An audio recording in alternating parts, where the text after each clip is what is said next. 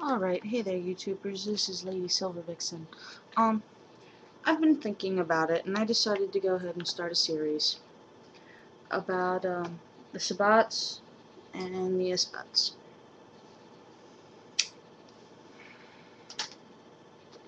The most common,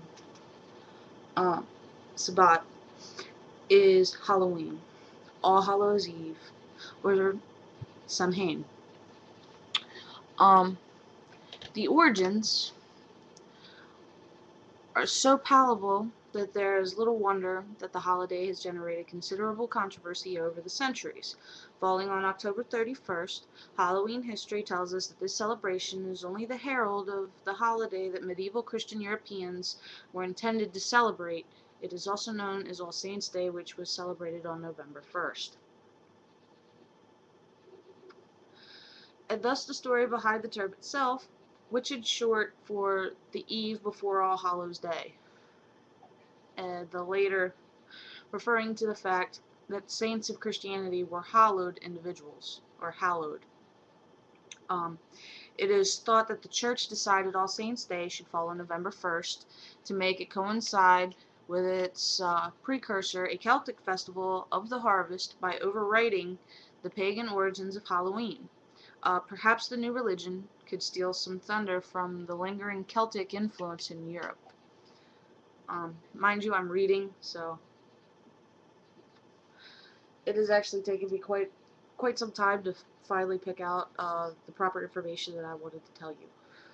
Uh, Pagan origins of Halloween not so easily silenced. But if this was the Church's intention, the strategy backfired to some degree. Drawing on Celtic traditions, people evinced much more interest in honoring dead ancestors than in honoring dead Christian saints.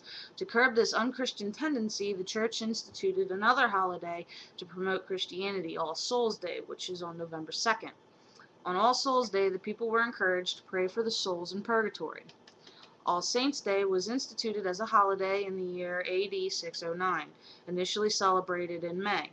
It was moved to November 1st, date in AD 834. Prior to that, a study of the pagan origins of Halloween reveals that the Celts had celebrated Samhain at the same time, or at this time of the year. Um, the Celts inhabited large portions of Western Europe throughout ancient times,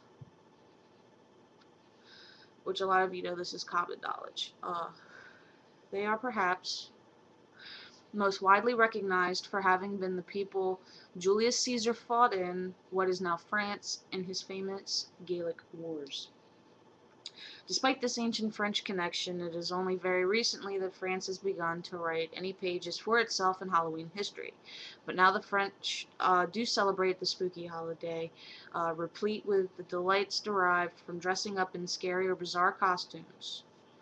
Um, Continuing on, in the modern celebration of Halloween in the U.S., most people essentially enjoy the aspects of the holiday that derive from pagan origins of Halloween.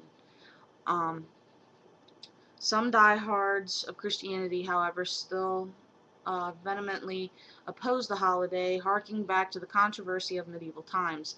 Nonetheless, the holiday celebrated by the great majority of people today is one of the most fun holidays. It has nothing to do with nationhood and has lost its religious significance for most people. We celebrate it simply because it is enjoyable to do so. Modern Halloween history has become remarkably tame, belaying its controversial history. Now, I'm going to tell you a few of the Halloween myths, um, supposedly that pagans do, okay?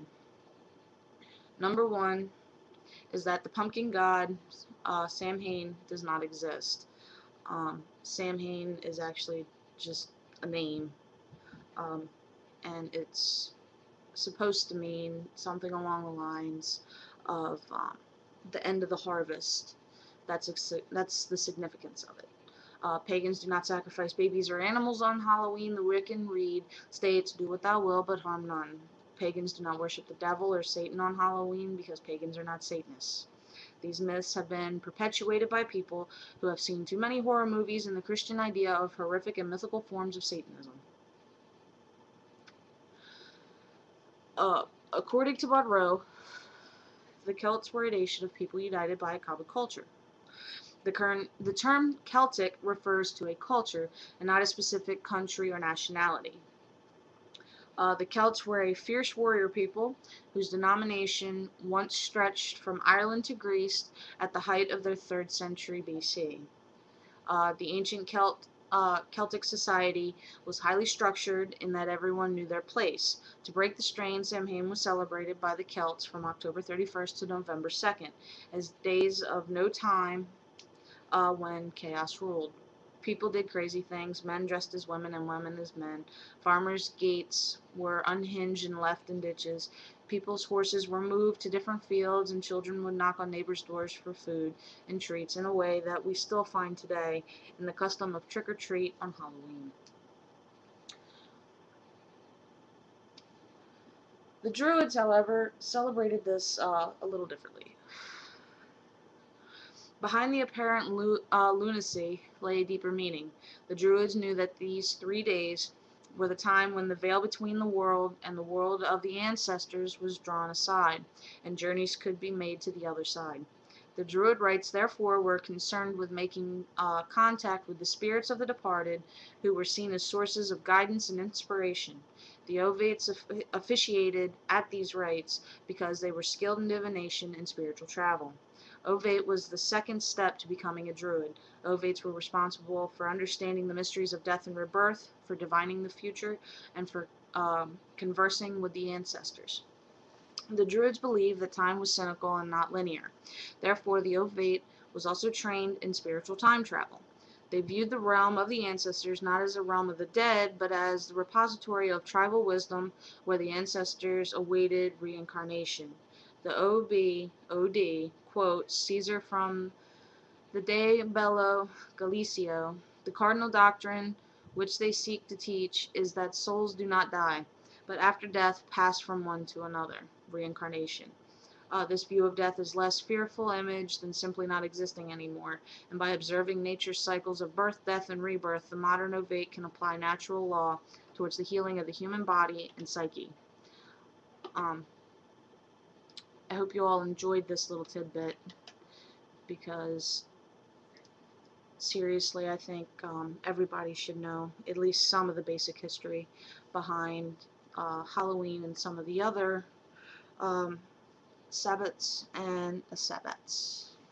So, I hope you really enjoyed this, and I hope you take the time and go and research on your own the true meaning behind Halloween. Granted, just about everybody knows it's not a Christian holiday, that it is a pagan holiday, and it's kind of general knowledge, but I'd like for you all to take 5 minutes out of your day and actually Google something that would actually benefit your brain for a change, okay? So this is Lady Silver Vixen. I'm signing out for now, and hopefully I will be back shortly with another video. Okay? Blessings be with you all.